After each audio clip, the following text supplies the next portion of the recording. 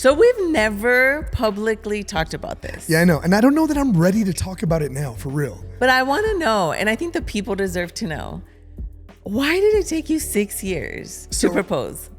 So we're going to do this. Like, we're going to talk about my commitment issues in front of everybody, huh? In this episode. We can talk about my stuff in another episode. Welcome to the living room. You. Welcome to the living room. Welcome back. We have real conversations that hopefully help you with whatever space of life that you're living in. Yeah. And this is a real one today. We're talking about commitment issues and the fear of commitment, the readiness to say yes. Choose. So let's talk about it, right? So this is on me today, right? So we dated for almost 6 years, about 5.5, 5.25. And so look, we got to tell the story though. We got to tell the story of how we got here. Now, first of all, number one, I wasn't ready to commit because I was young. No, I was a little agree. boy. I agree. We met 17, 18. I was 18. Okay, so I get it. We got to know each other. We were dating. I wasn't expecting to get married at 19, 20. Cool. I'm still in college. We're good. Sure. So look, at that time, I don't know what I want. Now, I agree. By the time I'm 23, 24, I'm out of school. I'm working a real job. I've got some exposure. I've got, and the truth is, Diana, at the bottom line, it's not that I didn't want you as a wife. It's not that I was, nice. It's not that I didn't know what hold on. It's not that I didn't want you as a wife. It wasn't anything other than this. I just didn't know, period, what I wanted, when I wanted to do it. And the truth is, if I'm being completely transparent, it was because I just had no vision. Yeah. That was the issue. No vision and no mentorship. Yeah, Nobody was telling us or helping us. It's hard to commit to anything when you don't have a vision. Yeah. And I was so used to, okay, here we go. We're going to talk about it for real. I was so used to just falling into things in my life. Right? I had fallen into, right? So look, here's the thing. Diana thought she was marrying a pre-med student. Yes. Right? So at the time, when we started dating for real, I was a biology major. Yes. You were going to be a pediatrician. That was the goal. Now, I am a physician of some sorts, right? Well, but it's more of the soul than anything else. It's a profession that starts with a P. We're getting close enough, right? But then what I was doing was I was choosing or chasing the path of least resistance. And it's hard to be committed to something while you want convenience at the same time. Yeah, there's no way. And that was my issue. I was immature. I was chasing the path of least resistance. And so even with the way I navigated through college and in school, I was working a job where I was around guys who did IT. They were making a ton of money. The truth is, you want to know what convinced me to do IT? Money. No. Before it was money, here we go. I was ending a shift, and as I was walking out, one of the network engineers was walking in, and he was parking. And as he was parking, he pulls up in a Cadillac Escalade truck. This was back in the day when they had the Escalade trucks, the EXTs. And this is where my desire for an Escalade comes from. I was going to say, dang, I didn't realize that's where the root was. Yeah, no, for real. Listen, and I'm going to put this out in the atmosphere. I'm going to put it into the universe and speak it by faith. But if anyone has an Escalade you want to get rid of, I'll take one. My goal is that I want to have an all matte black, just murdered out Merc, just like Escalade. And it's just gangster. Right? That is. It's just gangster. And so anyway, so he's walking in and I'm like, yo, this dude's got a fat truck. I have a Nissan Sentra. Yeah. Not that there's anything wrong with the Nissan Sentra. No, that's where we were. Right? And I said, I want that. So I actually ended up talking to him. He explained to me what he did. And I said, yeah, that's what I'm going to do. And that's what I did. I switched my major and I went into computer science, electrical engineering. And I fell into IT. Yeah. There was no actual forethought. No, there was no forethought. Yeah. There was no one that sat with me and said, hey, we're going to give you career counseling and we're going to give you future planning and strategy. I just said, I'm doing that. And I just kind of like, just like stumbled my way into that. And if I'm being honest with you, I brought that same approach into our relationship during that time. Yeah. No one had really sat and talked with me and said, hey, what are your intentions here? Which is so interesting, right? Because I'm not going to put your dad on blast. I love your dad. I call him dad. Yeah. Right? But his conversation with me was, don't hold her hand. Right? Like I was like, all right. Because, hand holding leads to dancing. And that's a sin. Right? Anyway, and so I just didn't have a clear mental image of what I preferred to do with my life. There was no mentorship, Right. no future thought, Right. no. Right. And it's crazy because you were doing your thing. And so I was obviously like doing my thing in school. I was just focused. And then I remember it was my last year of grad school looking up, 2 years left. And I was like, are we gonna get married? Like, what are we doing here? Well, look, I think you've always been the the confronter. You've been the one who like essentially gives ultimatums. You corner, which Wow.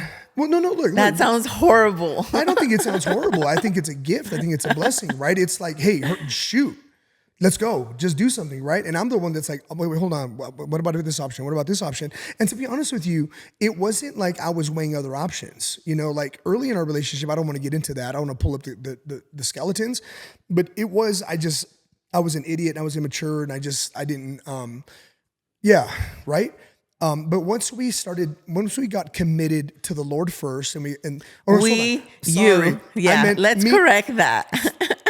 Listen, fam, when I say we, I'm talking about me, myself, and I. That's what I'm talking about, okay? Because when you were having your own thing and you're like, I'm not sure if we should be together. It's not you, it's me. I was just like, okay, whatever. And I prayed that quintessential prayer that every girl prays that says, Lord, if he's not for me, just get him out of my life. Were you like, break my heart? Pretty much. And I prayed that prayer like with all my heart, Lord, if this is a guy I'm not supposed to marry, like get him out of my life. And you just never left. Listen, no matter, even if you tried to leave, you were supposed to stay, I guess. Every time I tried to get out, something kept pulling me back. Pulling me back? Right, something just kept pulling me back. Our life is built on like 90s and early 2000s R&B, 100%. Yeah, that's how our brains are wired. Hey, put that, if you're for real listening to this, put it in the chat. If you're old enough, in the chat, calm down. Put it in the comments. Like if you're old enough to know 90s, 2000s R&B, like what's the jam, right? Yeah. Anyway, it wasn't even would I meet another girl? Right. Because the truth is you had impacted me profoundly and deeply, right? And so I wish I was that complex of a person when I was 22, that I was like, oh my gosh, I don't know if I want to commit the rest of my life. It really was just like, I'm just doing my job. I want to buy a truck. That's what I want to do. That's what I'm thinking about today. You know, like I'm going to go play basketball There was today. Literally no more forethought other than that. So I want to like just speak. I mean, I love talking to married people and young adults, but literally young adults, like you're like 25 thinking that this guy has his whole life planned out and he really doesn't. He's literally thinking about breakfast the next day. I'm talking like, look, if you're talking to the girls, like girls are built different, right? Like girls are built so different. Girls are thinking about the wedding dress. Yes. They're thinking about something borrowed, something new, something, you know what I mean? Like they're thinking about all of that. We have the carpet color or wooden floors. Like we're just 1 so million, different. 1,000,000%, right? And that's like on date 3. Yeah, unfortunately. Right? So for me, it really was like if you're like, hey, Cruz, what's your plan? I think I'm gonna do chess today. You know, like, yeah, I think I'm gonna get barbecue for lunch. Yeah, right. Like no exaggeration. Right. I'm gonna go play basketball tonight. That was my life. Yeah. Right. So what didn't allow me to make a commitment was that I had no vision. That's the bottom line. And a lot of people, I think we over dramatize and we over complicate where people really are. Where it's like, you know, classically the relational tension and the relationship quarrel that comes with this context, especially people who've been dating and they want to get married, is like, I really don't think, I would put money on this, and I've never really studied this, but I'm thinking we should. I think at least half, and I'm going to talk about the guys, because typically it's the guys. Yeah. Right? We just said women. It's like 99.9, the guys. Yeah. It's, you know, sometimes the guys get too much credit. They're like, you know, the girl will be like, well, I just don't know if he thinks I'm the one or if he thinks I'm good enough. Here's the thing. He's just not even thinking. That's the thing, right? He's just not thinking. I'm not thinking about the future. That's it. Right? Yeah. And that's where I was. And no one had taught me to think about the future. And listen, if you're a person who you've been taught to think about the future. You've been taught to process and vision. You are a blessed minority of the population. You really are. Most of us are raised living day to day, paycheck to paycheck, hand to mouth. And that's not just financially, that comes from just planning life. That's strategically. Wow. You know? And so I wish it was that deep. I wish it was so deep that I was like, no, I wonder if a better option is going to come around. Honestly, I was just like grateful I got you. Like, no, for real, because you had such an impact on me, right? And you had an impact on me spiritually, emotionally, educationally. I remember early in my career, you know, you were always pushing me like, hey, get the certifications. Hey, go pursue this. Hey, you know, are there any promotions? Are there any other positions available? Hey, what is upward mobility, you know? And you really had that kind of thinking, and I'm just so grateful. And so what happened was there was this person named Diana Alvarado who came into my life and provoked me to think about the future. Yeah. Right? You provoked me to think. So let's start in the micro before we get into the macro of how you provoked me into marriage, because that's where I want the story to climax, because you provoked me into marriage.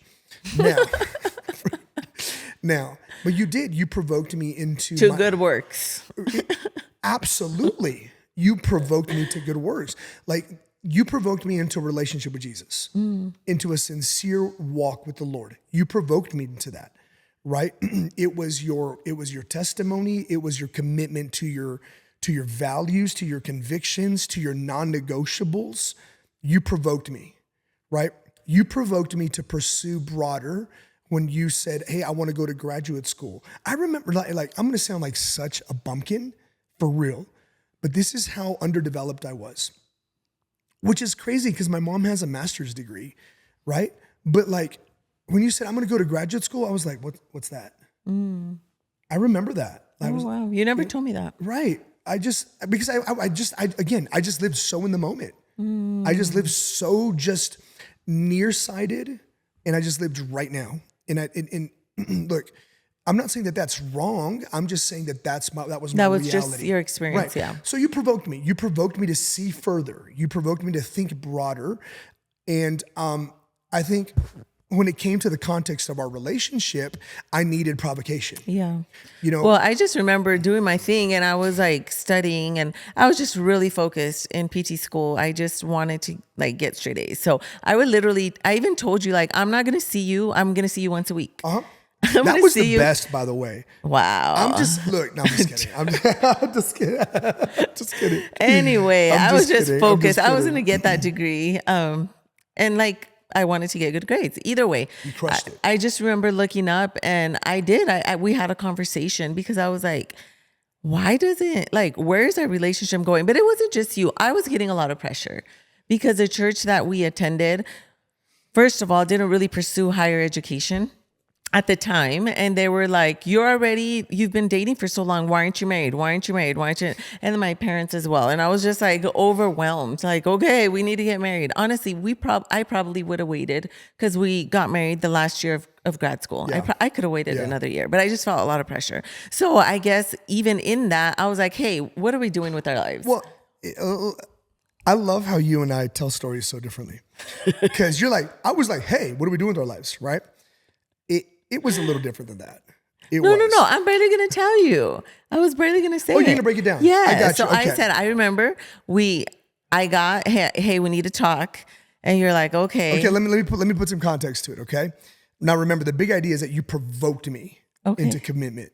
And sometimes, like, if you're taking notes today, if you're just listening to, maybe you're listening to this and you're like someone who's been dating someone long term, and you're like, man, why, what's up with this guy? Yeah. You know, it really could be that it's not that he doesn't think you're special. It's not that he doesn't think you're amazing. It's also probably not the thing that he doesn't think you're the one. It probably just, he has not thought about anything through the lenses of vision. And sometimes we just need to be provoked. We just need to get this smack, this thought, this motivation. Sometimes all the guy needs is the right motivation. The right motivation. And you gave me the right motivation. So it was right after Valentine's Day. Dang, you remember? I absolutely remember. Then you tell the story. Well, no, I want you to chime in. So it was right after Valentine's Day. And I don't remember what we did, but it was like around Valentine's Day 2002, because we got married in 2004. Great at dates. Right? So it was right after Valentine's Day 2002. And I don't know what happened to you, and I don't know who talked to you, and I don't know what pressure came, but you came. I don't remember where we were, but I remember the conversation. And the conversation was, listen, I know where I'm going. Yeah. I know what I want. I know where I want life to be. And I want you in it. However, if you don't make a decision about who and what we're going to be, I'm going to leave. Yeah. I told you by the end of the year, I want to give you to the end of the year. And if, we haven't made a decision, if we're going to get married, then we can go our separate ways. Yeah. So that was the first ultimatum. And I think that was the ultimate. Yeah, that was it. If you don't make up your mind on what you're going to do. Which was crazy that I'm just thinking about it right now. Like, you didn't tell me right then and there, yes, I want to marry you. I know. I was crazy. Because you know me, you're not going to force me into a decision. So I just realized that. Dude, I've been consistent for 25 years. Like, I'm going to be indecisive as my decisiveness. Jeez. Just to because look, and that's how it ended. You know me. And you were like, tell the story. Let me tell the story, bro. Like, you live a life in trailers. I'm like seasons. No, first of all, when you're talking, you're like, what are we going to be? In my head, it didn't even register, Diana. I remember sitting there thinking like, we're dating. Like, I love you. I didn't say it out loud. I'm glad I didn't. No, you didn't say anything. Like, you would have punched me. Yeah, you didn't say anything. But I wasn't even thinking marriage until you said, and if you don't propose before the end of the year, we're breaking up. We're going our own separate ways. Mm-hmm. All I heard was, marry me or we're breaking up. That's all I heard. Right? Yeah, and you said nothing. Nothing. I was like, absolutely. Okay.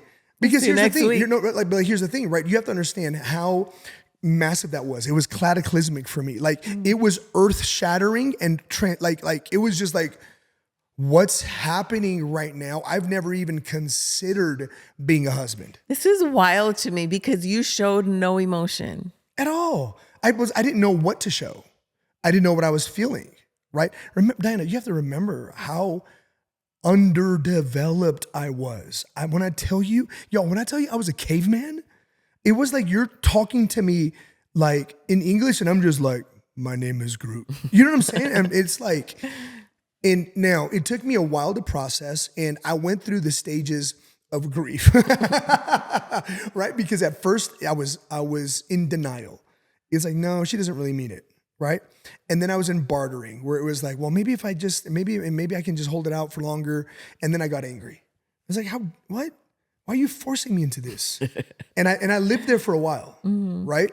And then there was no depression, but then I just made a decision. Yeah. Right now. When did you make a decision? Let's talk about Tell the people. So we had the conversation right after Valentine's Day. And I wish I could tell you that I was planning an elaborate proposal. I wasn't most of the year because I waited till November. Mm-hmm. And I waited the end of November. I waited till the end of November. Now, if we after Thanksgiving, when there's no more November to be had, if we hadn't been in California at the time and it wasn't perfect for me to do it in a really cool place, I would have waited till January 31st, 11:57. I think I would have just out of you're not going to control. Why me. January? Because I told you December. No, you said January. My fault. I meant December. We can roll the tape. Chill. Okay, my bad. I said December. I meant December. Okay. Right? Because that's just what a knucklehead I was, right? That's how petty you were. 100%. Wow. No, but I waited till it. I think a lot of the waiting was honestly, it wasn't me being petty or me being stubborn. It was me being freaked out. Right? Because when you did propose, you were so nervous. Oh my God, I was shaking. Let's not even talk about the proposal yet, right? Like, I was freaked out. I was like, man, I don't know what she like. I'm gonna marry her, and we have to come up money for a wedding. I don't even know how to plan a wedding. I would like what? Oh, because no one had trained me for it, Diana. Right? Again, I come back to this. I think sometimes we don't have enough compassion in times where someone is undercommitted, underdeveloped. Well, I mean undercommitted, right? Underdevelopment is at the root of their undercommitment. Their lack of commitment may not be that they want their cake and eat it too. Now, there are people who are, in Spanish se dice mañosos. Yeah. Right? They're toxic, just, tóxicos. They're crafty. This is a bilingual podcast. They are exactly that. They're toxic, right? But then there are people who are just freaked out. Right. And it's like, I don't know. I don't know. That's such a good point, especially for women to kind of see guys with eyes of compassion in that sense, you know, because we really don't. We just think you guys are jerks and you don't want to commit, period. Right. Now, some guys are jerks. No. For real. I agree. And now, how do I know who a jerk is? The guy will tell you, oh yeah, I'm going to propose. And now it's 7 years later and he hasn't proposed. And you're living together. Listen, okay, we're going to go there? I mean, I did. Okay, here we go.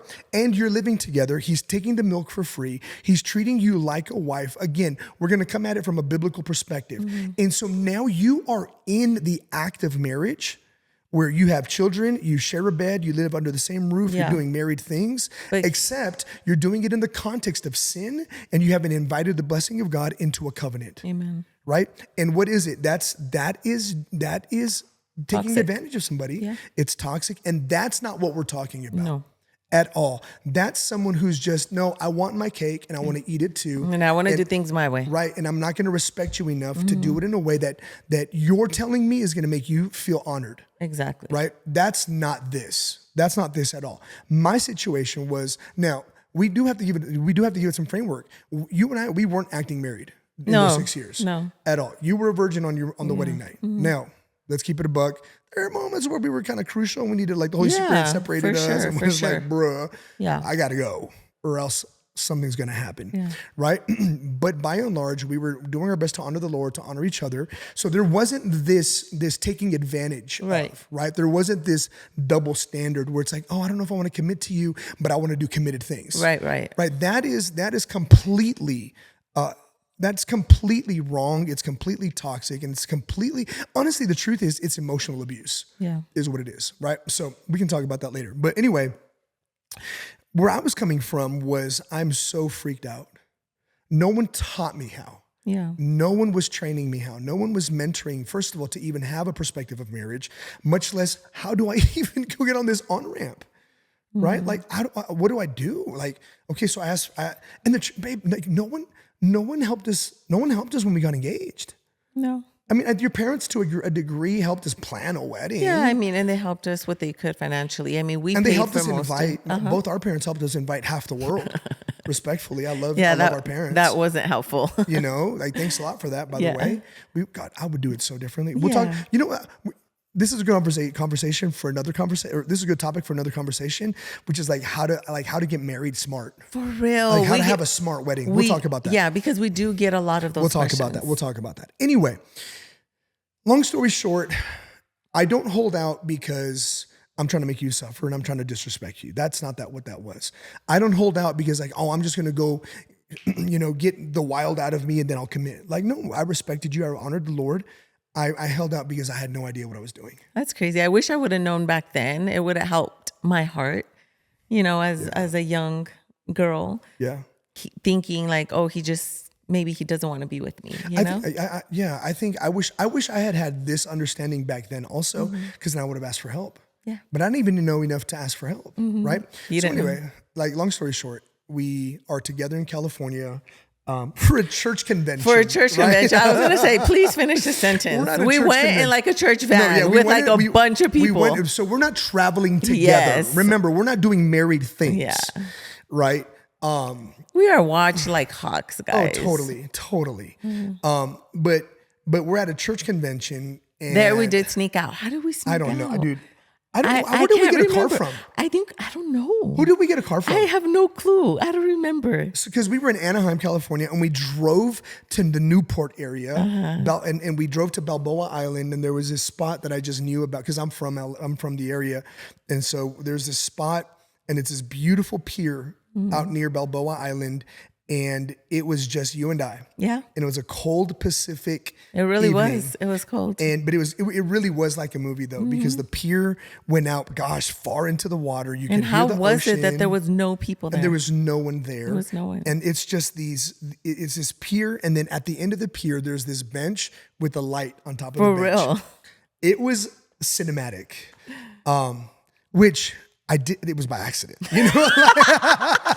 Like I wish I could take credit for it. I believe it. Like the statement is that sometimes it's better to be lucky than to be good, and I'm just really lucky sometimes. Anyway, it took me like 2 hours to propose. Remember? Yeah, like, it took so long, and I was sweaty. I was like, "What's wrong?" Did you know I was? I was hoping, but it took so long that I had already given up. I was like, "Oh my gosh, let's just go." I'm cold. I'm cold. I'm hungry. Yeah. Let's just go. Which that's been your mode for the last 25 years. Anyway, I'm cold. No, I want to go. I'm never cold. Or I want to go. I'm hungry. I'm hungry, right? And I'm hot. Anyway, so I finally get around to it. I get on one knee, and Diana says, "I do," or "I will." Will you marry me? Yes. And you say yes. We didn't say "I do" till 2004, but the commitment thing and the issue was not that I was afraid of commitment. I had been very committed to you. Yeah. I had, we'll talk about this another day, right? But I had really made strong commitments in my life as best that I knew how because of you, right? And so it wasn't a commitment thing. It was an ability to see. So I think that's a good, as we end. Yeah. I think if you're having trouble committing, it could be because you don't have vision for your life. And you just need someone to help you see. Yeah. Right. So and I'm grateful. I'm grateful that you provoked me. You provoked me to seeing, and you continue to provoke me. Now I can see better. Now I can see further. But I'm grateful. You provoked me into wonderful commitment, and it has been the joy of my life. Well, same. Love you. So, I love you. Don't be afraid of commitment. Don't be afraid of not knowing. Don't be afraid of not having vision. Go ask somebody. Listen, I'm going to put us out there. If you want to be somebody. No. If you want to go somewhere, you better wake up and pay attention. That's from Sister Act 2, by the way.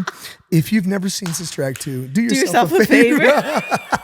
Oh and my watch gosh. it. Anyway, I'm going to put us out there. If we can help you right now, within reason, right? But if we can help you, we'd love to coach. We love to, if we can help with vision casting, vision planning.